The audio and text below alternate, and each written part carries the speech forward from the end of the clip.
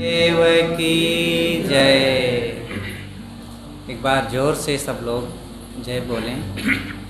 बोलिए सद्गुरु कबीर साहेब की जय। सद्गुरु अभिलाष साहेब की जय।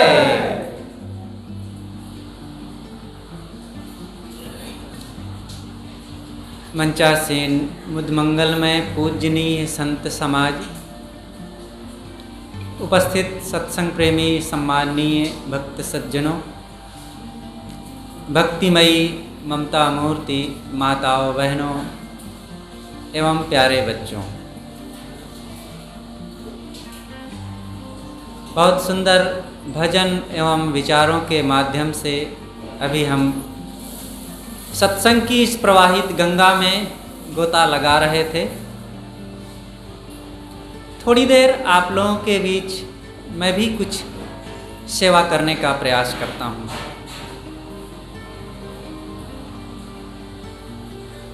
मनुष्य के जीवन में वियोग का भय बना रहता है। इतना ज़्यादा भय अन्य प्राणियों को नहीं होता। मनुष्य सब समय भयभीत बना रहता है। कारण है कि इसके मन में मोह ज़्यादा है। जहाँ जहाँ मोह ज़्यादा होगा वहीं से वियोग की खटक शुरू हो जाएगी।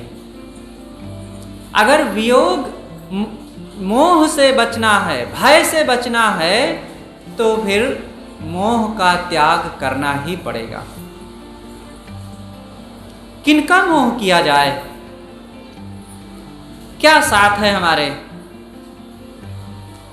जो साथ है नहीं, जो साथ रह नहीं सकता, जो सदा स्थिर नहीं, जो स्वयं अपने आप में लुप्त हो जाने वाली है, उनका मोह करने से क्या लाभ होगा? इसीलिए सद्गुरु कबीर साहब कहते हैं, झूठे सुख को सुख कहे, मानत है मन मोद, जगत चबै ना काल का, कछु मुख में कछु गोद।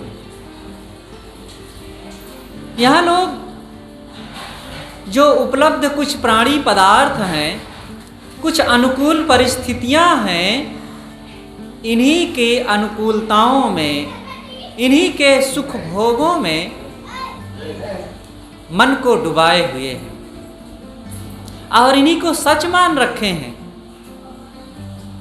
इसीलिए भय है, इसीलिए मन की पीड़ा हो रही है। और ये मन की पीड़ा मानव जीवन की बहुत बड़ी हार है। इस हार से निकलना मनुष्य का ही कर्तव्य है। हर इंसान को यह काम करना चाहिए। और आप क्या कर सकते हैं? किस चीज में आप सफल हो सकते हैं? अपनी जवानी को बचाए नहीं रख सकते, अपने शरीर को बुढ़ापा से नहीं बचा सकते।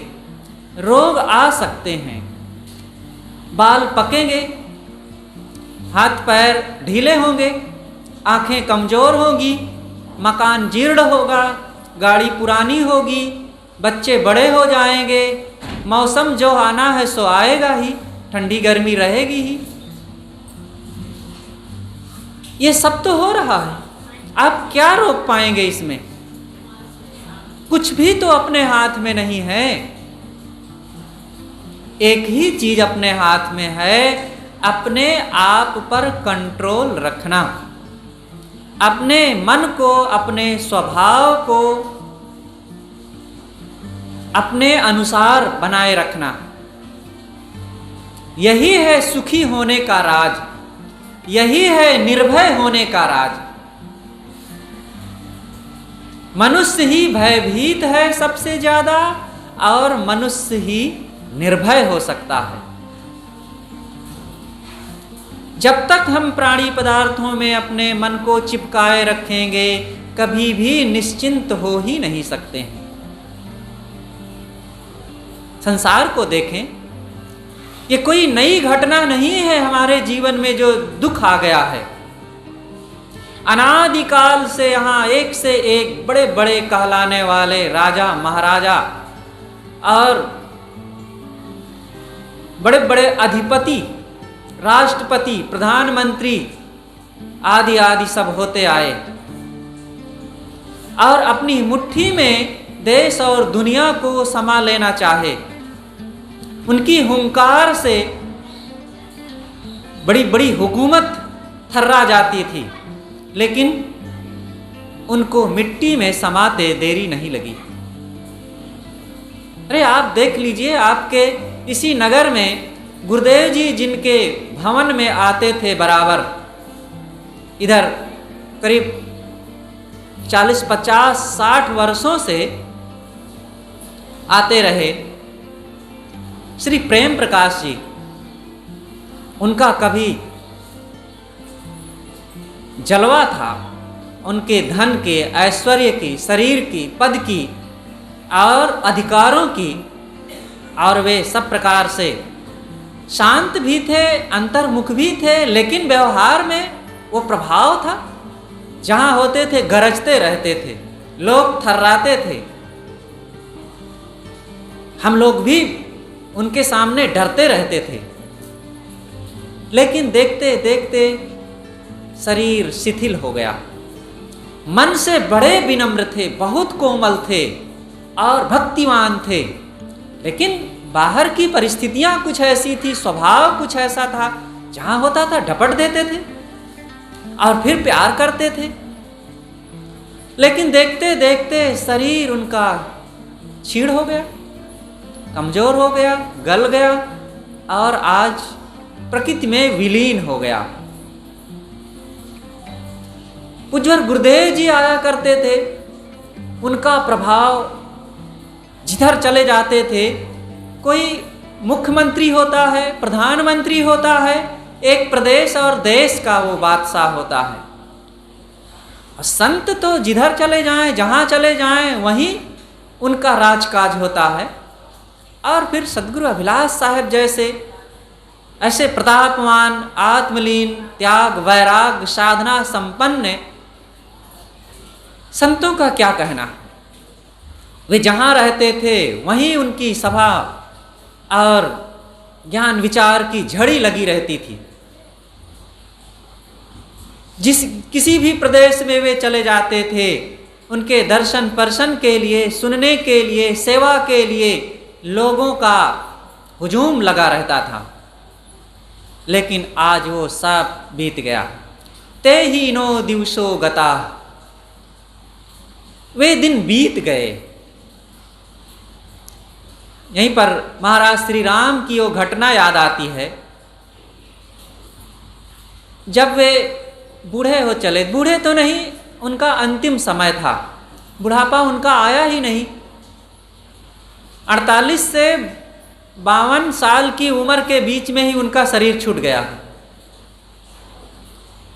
लेकिन जब सीता का निष्कासन हो चुका था और इधर लक्ष्मण जी भी जल प्रवाह, लक्ष्मण जी थे लेकिन काफ़ी कुछ शरीर भी उनका बदल गया था। एक जगह चित्रावली सजी हुई थी, कलाकारों ने दीवार पर बहुत सारे दृश्य बनाए हुए थे, उनके बचपन का, शिक्षा के समय का और यज्ञोपवीत के समय का और विवाह के समय का, अन्य राजतिलक के समय का, ये सारे चित्र दीवार में उकेरे गए थे।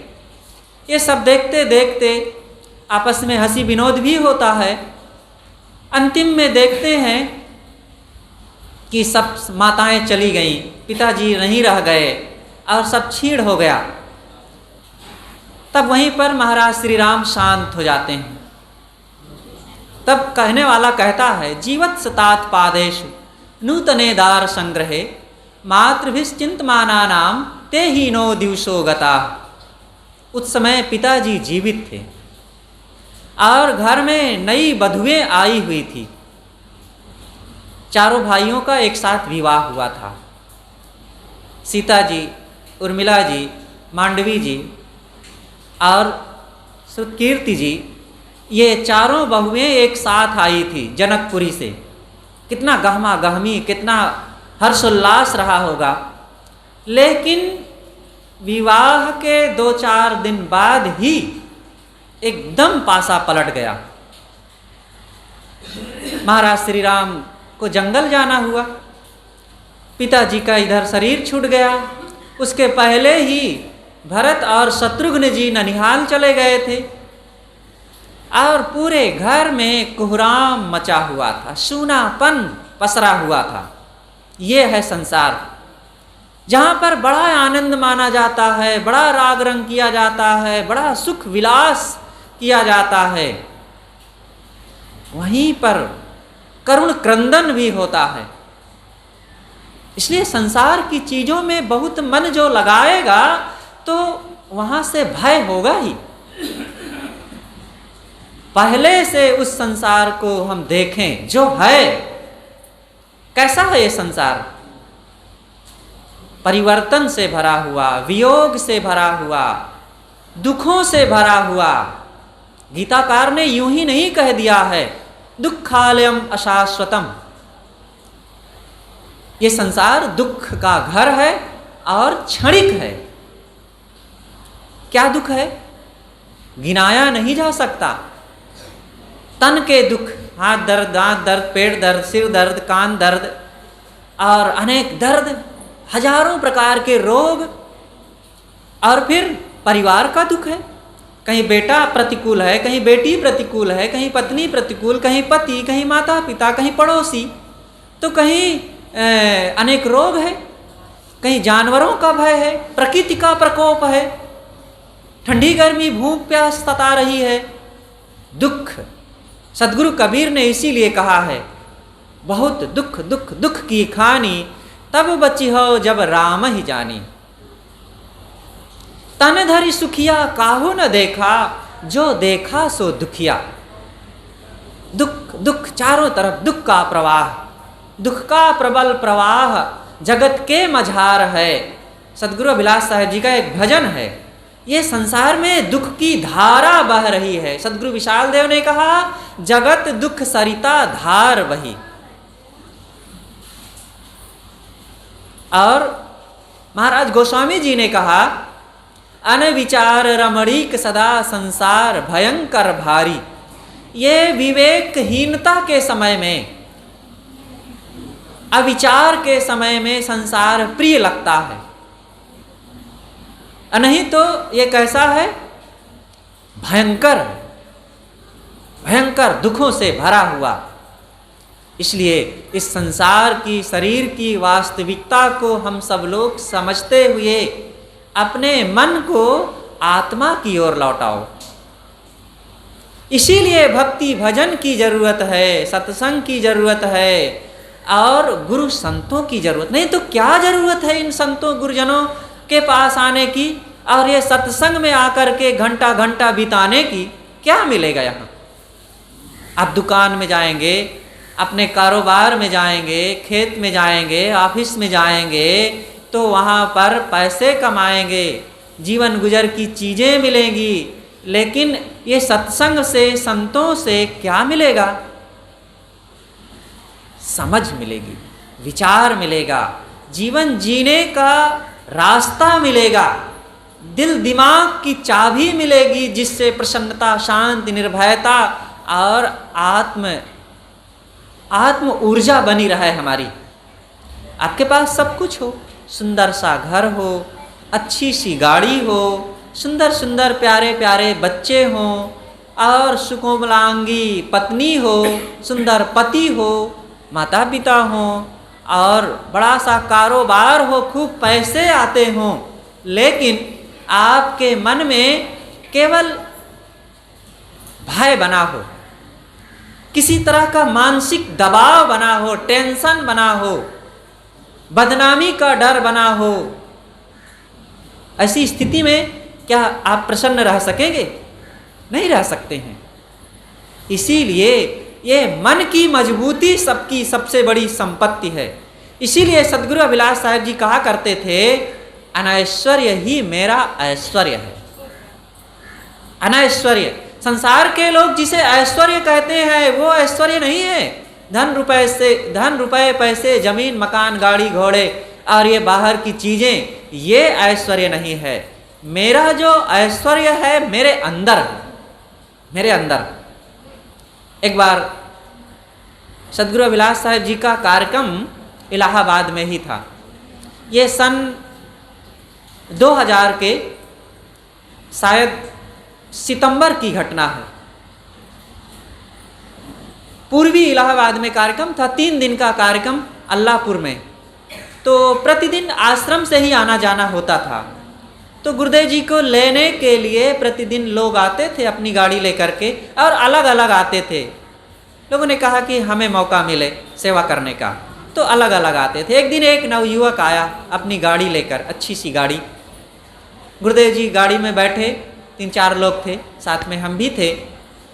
तो जैसे ही गाड़ी आश्रम से चली तो ड्राइवर जो नवयुवक था वो बोल पड़ा, कहा महाराज ये बड़ा अच्छा हुआ जो आपने एक अस्थाई आश्रम बना लिया।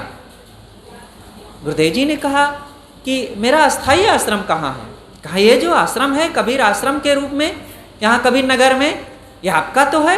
गुरु जी ने कहा नहीं नहीं, ये मेरा नहीं है। तो आश्चर्य से देखता रहा, आप कैसे कहते हैं महाराज, हमने आज तक तो यही सुना है कि आपका ये आश्रम है, आपके संत हैं, आप कहते हैं मेरा नहीं है। कहें बेटा ये बाहर कहते हैं लोग, लेकिन ये मेरा नहीं है। मेरा जो अस्थाई है वो मेरे अंदर। तब वो समझ गया, सहज हो गया। गुरुदेव जी ने कहा ये सब बाहर है, लोग हैं, संत हैं, जगह है, जमीन है, भवन है, और सब यहाँ आते जाते हैं। संत रहते हैं, संत अपना कहते हैं, मैं रहता हूँ, मैं भी अपना कह ही देता हूँ। भक्त आते हैं, भक्त अपना कहते हैं। और यहाँ पर सर्प भी रहते हैं, मक्खी मच्छर मेढक भी रहते हैं। अगर वे बोलते तो वे भी कहते मेरा है। तो क्या है, किसका है? किसी का नहीं है। आपका या मेरा जो अस्थाई है वो मेरे अंदर है। इसलिए अपने अंदर की चीज को बढ़ाना चाहिए। बाहर की चीजों में ज्यादा दम नहीं होता है। अंदर से स्ट्रांग बनना, मन की मजबूती हमारी असली मजबूती है। जैसे ये मकान है ना, इसकी मजबूती दिखती है क्या? मजबूती है इसके राड में, कंक्रीट में, सीमेंट में और नींव में। उसके कारण ये मकान मजबूत होगा। क्या ये सभी चीजें दिखती हैं? कलर दिखता है, डिजाइन दिखती है, मोड़ और कोण दिखते हैं, लेकिन इसकी आंतरिक स्थितियां जो मजबूती है इसकी वो नहीं दिखती है। ऐसे हमारा जीवन भी तो है। हम जो दिखते हैं गोरे लंबे चौड़े तंदुरुस्त मोटे, ये हमारी मजबूती नहीं है। हमारे अंदर एनर्जी कैसी है, ऊर्जा कैसी है, फेफड़ा कैसे काम करता, हार्ट कैसे काम करता, लीवर कैसे काम करता, ब्लड कैसा है, ये हमारी मजबूती है। ये शरीर का हार्डवेयर है। अब सॉफ्टवेयर पर भी ध्यान रखें, आपके विचार कैसे हैं। असली मजबूती आप कितने प्रेमी हैं, आप कितने निर्मोह हैं, कितने निष्काम हैं, कितने विनम्र हैं, कितने हंसमुख हैं, कितने उदार हैं, कितने संतोषी हैं, कितने सहनशील हैं। ये आपके अंदर के सॉफ्टवेयर हैं। और जब ये आपके मजबूत रहेंगे तब आप मजबूत रहेंगे। आपने इन मजबूतियों के लिए ध्यान दिया है कि नहीं? अगर ये मजबूती हमारी नहीं है तो बाहर के खोखा के मजबूत होने से क्या होगा? लिफाफा की सजावट से ज्यादा काम नहीं बनेगा। अंदर की सजावट होनी चाहिए, तब निर्भय हम बनेंगे। और ये गुरु दरबार से ही संभव है, गुरु ज्ञान से, गुरु की शरण से संभव है।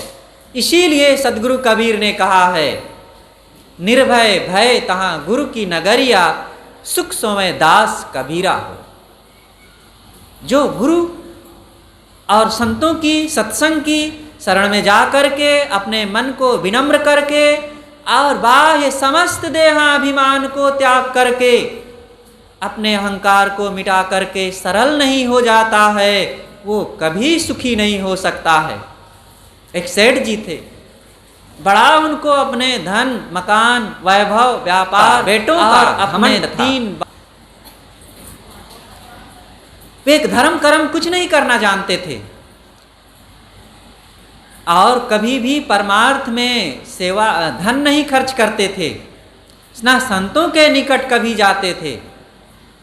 एक बार हाँ, गंगा स्नान वो नियमित करते थे, प्रतिदिन समय से पहुंचते थे गंगा स्नान करने, क्योंकि अब गंगा स्नान दिखावा भी करना है, थोड़ा धार्मिक कहलाने का। बाहर संतों में, सत्संग में, आश्रम में जाएंगे, खर्च करना पड़ेगा, मेहनत करना पड़ेगा, झुकना पड़ेगा, चीज़ें भी देना पड़ेगा। गंगा स्नान करने में क्या है, लोग भी कहेंगे बड़ा धार्मिक है और करना कुछ नहीं है। तो गंगा स्नान करने जा रहे थे। एक दिन एक संत उधर से आए, सोचे कि ये बड़े शायद धार्मिक हैं, तिलक चंदन भी लगाए हुए हैं, तो अच्छी बात है। तो सोचे कि चलो थोड़ा इनसे बात करते हैं। आए, सोचे कि सेठ जी अब आ रहे हैं तो स्वयं कुछ बोलेंगे ही, नहीं बोले। संत ने सोचा मैं ही बोल देता हूँ, क्या फर्क पड़ता है। उन्होंने कहा सेठ जी नमस्कार, नहीं बोले, दूसरी तरफ मुंह घुमा लिए, तो सोचे कि शायद नहीं सुने होंगे। संत ने कहा सेठ जी जय राम जी की, और फिर दूसरी तरफ मुंह घुमा लिए, नहीं बोले। संत ने सोचा शायद ये जय राम ना मानते हों। उन्होंने कहा सेठ जी प्रणाम, तब भी नहीं बोले। तब संत को लगा कि ये बड़ा घमंडी सेठ है और इसको कुछ सीख देनी चाहिए।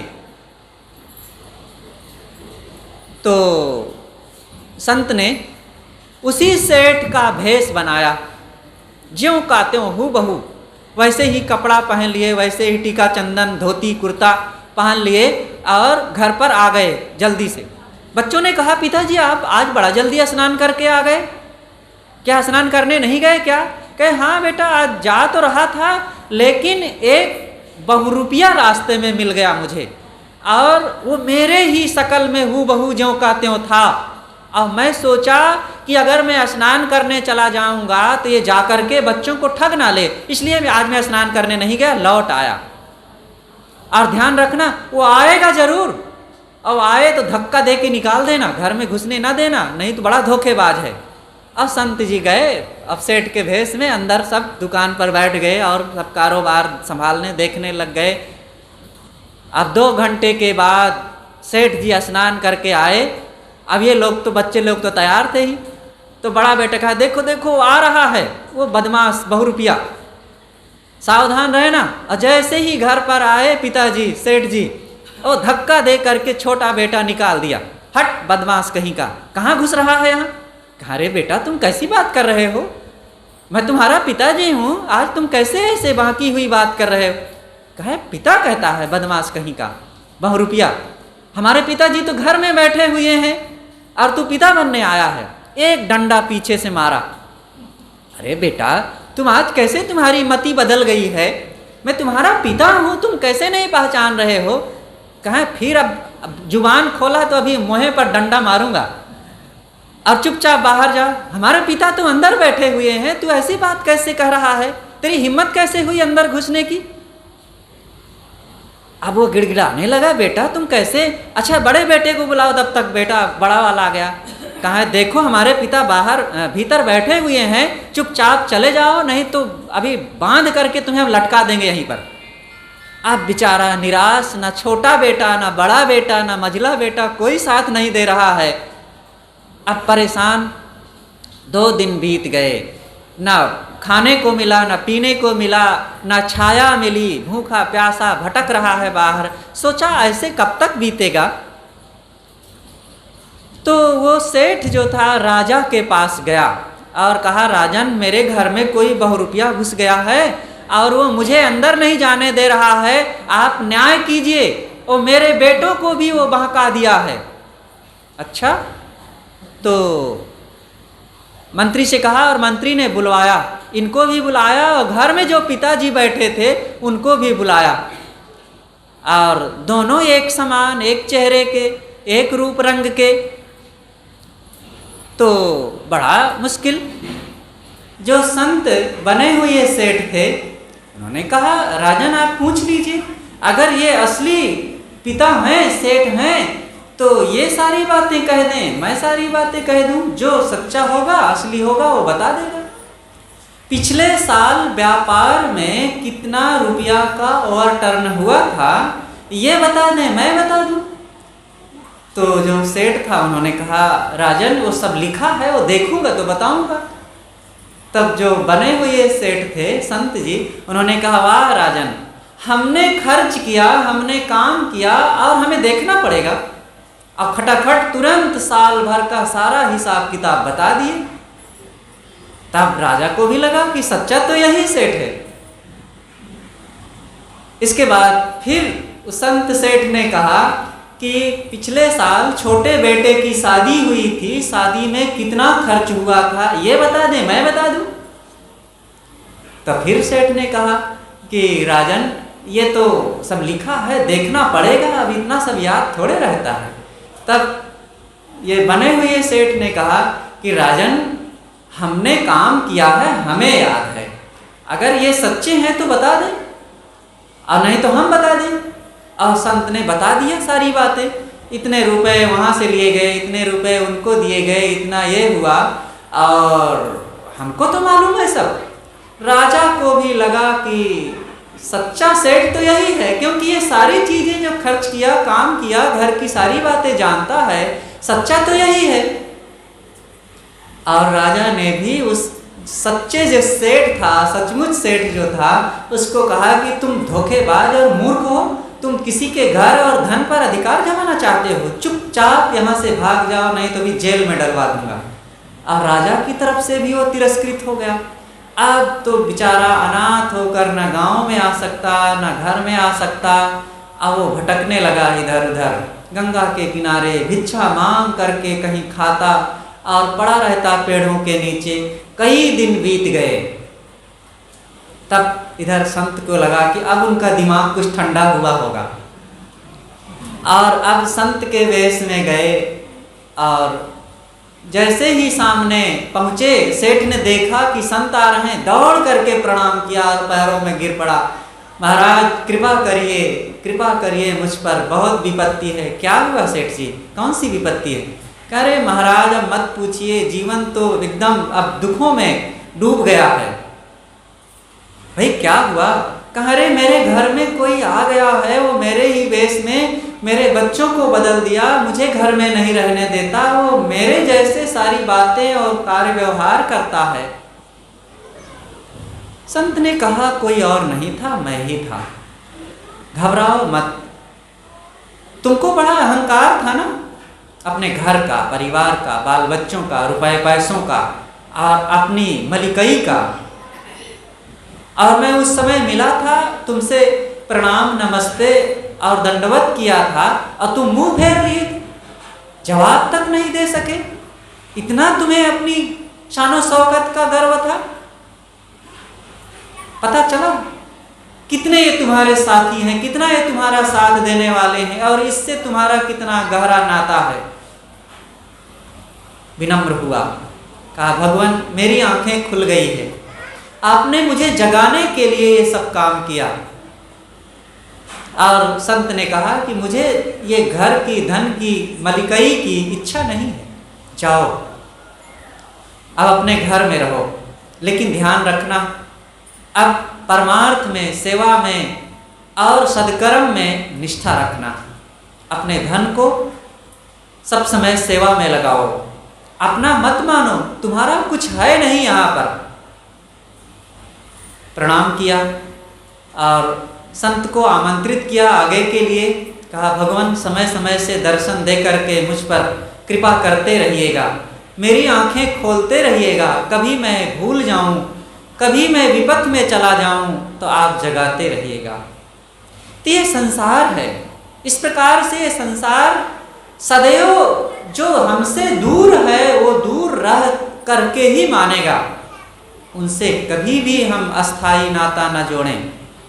ये बात, ये विचार सबको अपने जहन में अच्छी तरह से बैठा लेना चाहिए।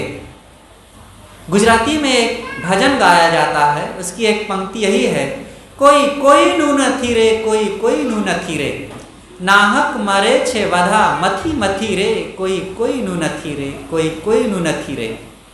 कोई किसी का नहीं है, कोई किसी का नहीं है। व्यर्थ में आदमी यहाँ पच पच के मरता है। इसलिए ये संसार की चीजों पर बहुत भरोसा नहीं करना चाहिए। काहे गर्क करे नर मूर्ख, यह सब दुनिया फानी है। बिनस जाए सपने की माया, जिम अंजुली का पानी है। अंजुली का पानी कितना देर तक रहेगा? देखते देख बह जाता है। इसलिए संसार में रहें जल में कमलवत, पानी में नाव की तरह। नाव और कमल ये दो उदाहरण है। गुरुदेव जी ये बात कहा करते थे, सदगुरु कबीर साहब की साखी। कमल पत्र हैं संत जन रहें जगत के माही, बालक केरी धाय जो आपन जानत नाही। गृहस्थ और विरक्त दोनों के लिए इसमें उपदेश दिया गया है। कमल पत्र हैं संत जन। संत जन कैसे होते हैं? कमल के पत्ते की तरह। कमल का पत्ता आप लोगों ने देखा होगा, पुराने कमल जिस सरोवर में होता है, पानी बरसता है, पानी की बूंद पड़ती है, तुरंत ढरक जाती है। उस पर पानी चिपका हुआ नहीं रहता, पानी की बूंद ढरकी, उसको देखिए एकदम सूखा दिखेगा। ऐसे संत होते हैं, जहां भी जाते हैं उनका इंतजार होता है। जहां से जाते हैं वहां कष्ट होता है, लेकिन इंतजार की घड़ियों को देख करके वे पुलकित नहीं होते। उनके जाने से किसी को कष्ट होता है तो उससे अपनी महानता का आकलन नहीं करते हैं। हमारी महानता, हमारी विशेषता हम जानते हैं। कितना हमारे मन में निर्मोहता है, अनासक्ति है, त्याग है, वैराग्य है, साधना है, संयम है, गुरु भक्ति है। सबको इस बात का ख्याल करना चाहिए। नर नारी, बिहार में तो सबको संत कहते हैं ना। एक बार गुरुदेव जी का कार्यक्रम था तो एक महिला मिली, तो एक संत से पूछी, महाराज जी आपके कितने बच्चे हैं? कह रहे हम संत हैं, हमारे बच्चे बच्चे थोड़े हैं। कहे कैसे नहीं है, हम भी तो संत हैं, हमारे तो कई बच्चे हैं। तो संत का मतलब त्यागी, वैरागी, और वही शांत होता है। लेकिन शांति की इच्छा तो सबको होती है। जो घर परिवार में रहे उसको भी तो शांति चाहिए। शांति, जो शांति का काम करे, अपनी इच्छाओं कामनाओं को घटावे और मिटावे, अपनी वासनाओं को समाप्त करे, वो संत है। तो सद्गुरु कहते हैं कि संत ऐसे होने चाहिए। घर में रह तो भक्ति करूं, ना तो करूं वैराग। अवैरागी बंधन करे, ताको बड़ो अभाग। साधक, संत, गृह त्यागी, वैरागी जो होते हैं वो सच्चे बने। डगमग छाड़ दे मन बौरा, सदगुरु कबीर का ये साधकों के लिए बहुत महत्वपूर्ण पद है। अब तो जरे बरे बनियावे लीन हो हाथ सिधौरा। कई उदाहरण देकर के इस भजन में उपदेश दिया गया है कि जैसे कोई सती स्त्री होती है। पुराने जमाने में सती होती थी नारियां। पति जब मर जाता था तो सती, उसको भी पति के साथ जला दिया जाता था, या पति स्वयं अपनी इच्छा से जल जाती थी। अब एक स्त्री थी, पति खत्म हो गया तो जलने के लिए चली। मैं पति से प्रेम करती हूँ, पति के रहते तक मेरी जिंदगी है, उसके ना रहने पर मेरा कुछ नहीं संसार में। और वो पति के साथ जलने चली, चिता पर बैठी, आंच लगी और भाग खड़ी हुई। तो फिर वो सच्ची सती नहीं है।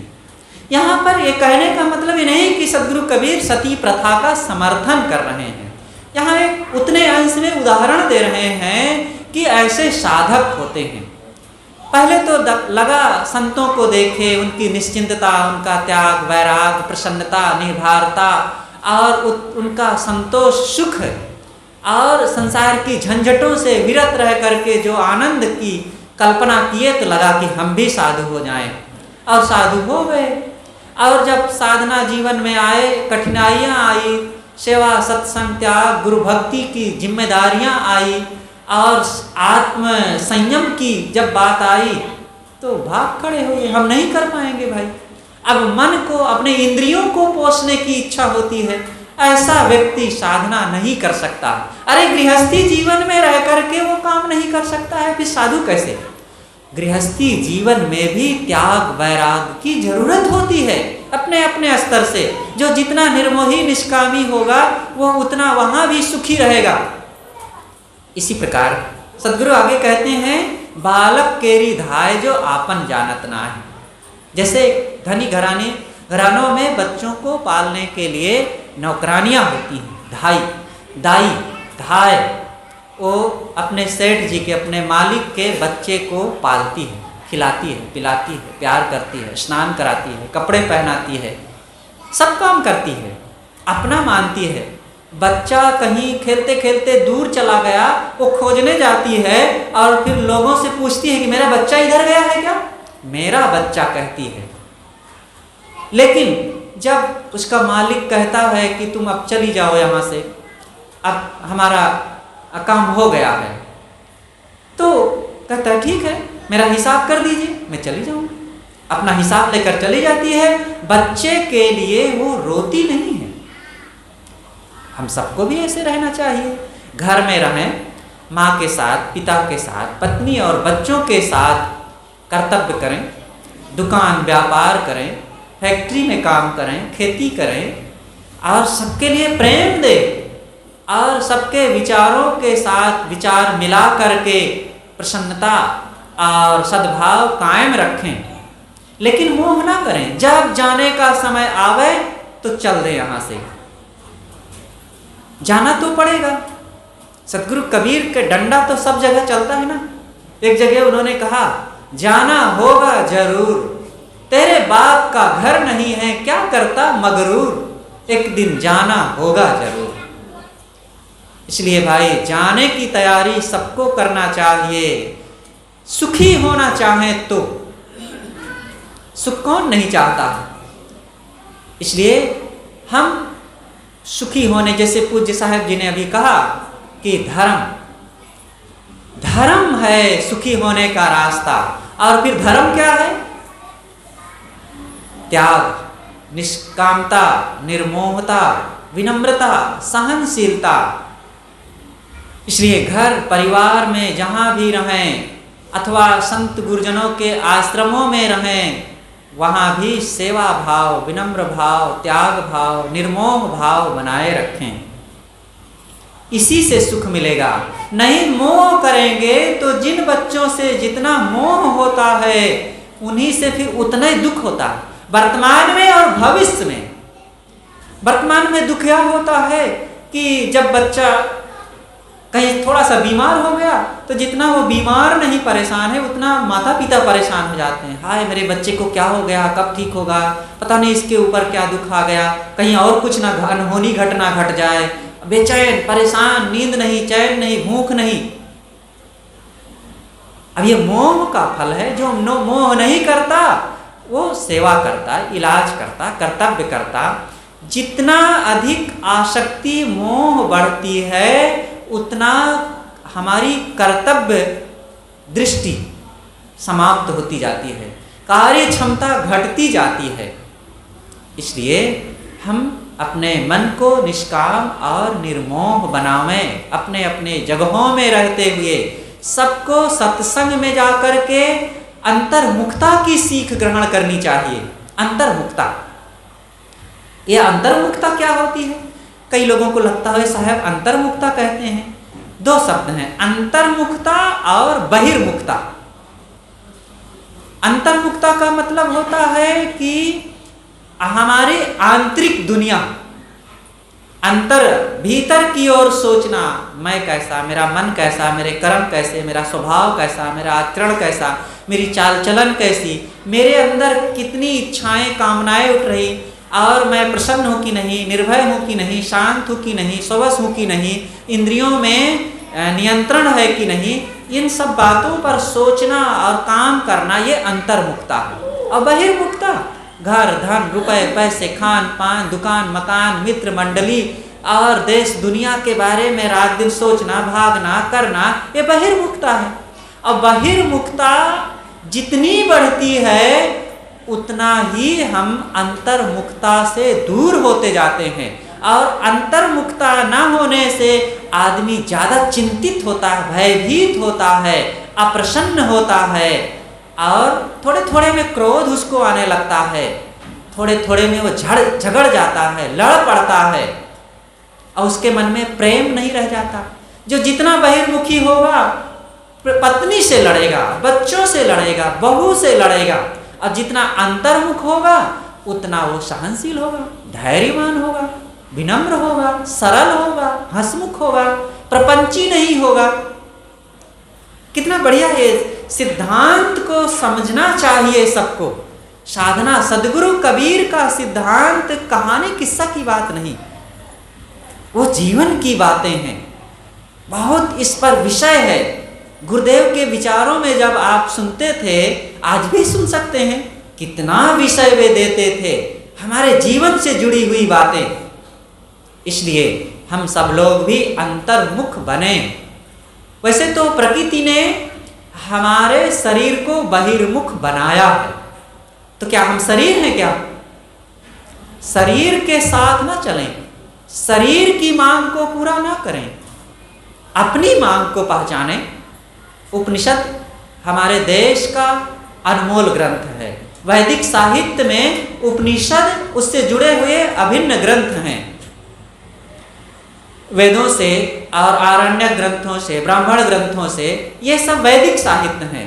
उसी में उपनिषद में एक जगह बात आई है कि परांच खानि वितृण स्वयंभू तस्मान परांच पश्यत्नांतरात्मन। लंबा मंत्र है। खास बात यही है कि प्रकृति ने हमारे शरीर को बहिर्मुख बनाया है। बहिर्मुख कैसे बनाया है? आंखें बाहर देखती हैं, कान बाहर सुनते हैं, नाक बाहर के गंध को ग्रहण करती है, जीभ बाहर के रस को ग्रहण करती है। ये सब बहिर्मुख हैं। अब इनके कारण हम बाहर का ज्ञान ग्रहण करते करते बाहर ही रह गए। ये इंद्रियों के अगर चक्कर में पड़ेंगे तो आत्मज्ञान नहीं होगा कभी। इसीलिए सूफी संत ने कहा है, चश्म बंदो गोश बंदो लब्बी बंद गर नबीनी सर्रेहक बरमन बखन।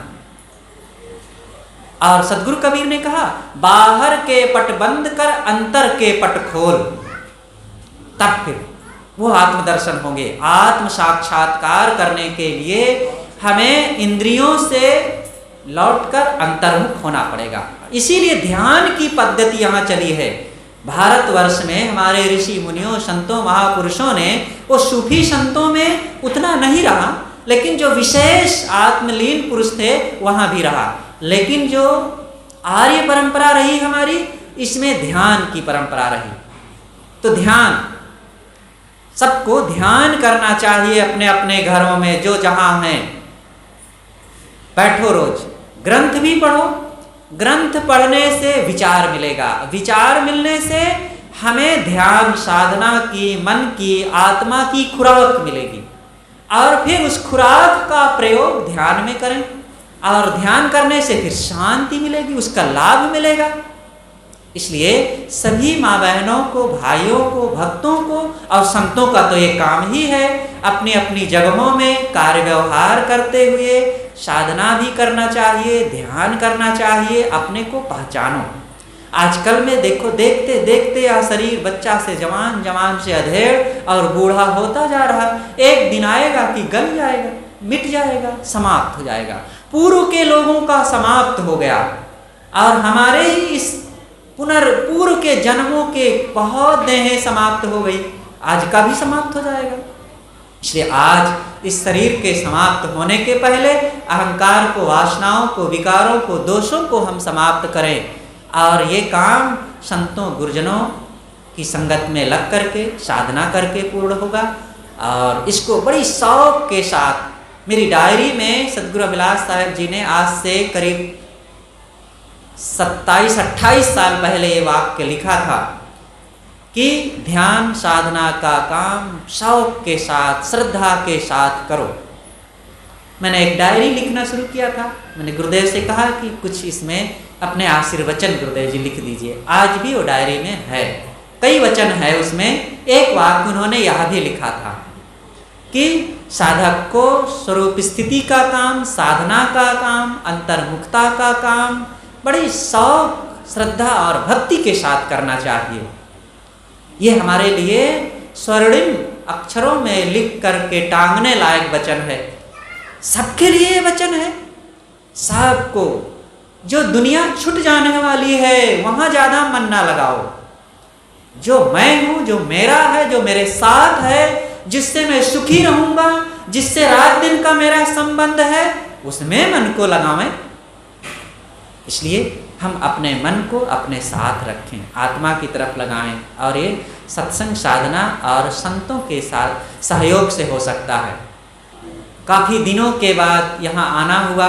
देखो, लंबा पीरियड इधर कोरोना का चला, ये सब कार्य रुका हुआ था। सब तो अपनी अपनी जगह में कर ही रहे थे, लेकिन पुनः ये सब झमेला बंद हुआ और या आवागमन शुरू हुआ। आप सबसे भेंट मुलाकात हुई, संतों के, गुरुजनों के, भक्तों के दरस परस हुए और यहाँ आना हुआ। आप सब लोग मिले, मन को बड़ी प्रसन्नता हुई। सत्संग हुआ, बड़े प्रेम और उत्साह के साथ आप लोगों ने संतों के विचारों को सुना। और आप सबको बहुत बहुत हार्दिक शुभकामना करते हुए और सतपथ पर परमार्थ दिशा में आगे बढ़ते रहने के लिए मंगल कामना करते हुए हम अपनी बातों को यहीं पर समाप्त करते हैं। बोलिए सद्गुरु देव की।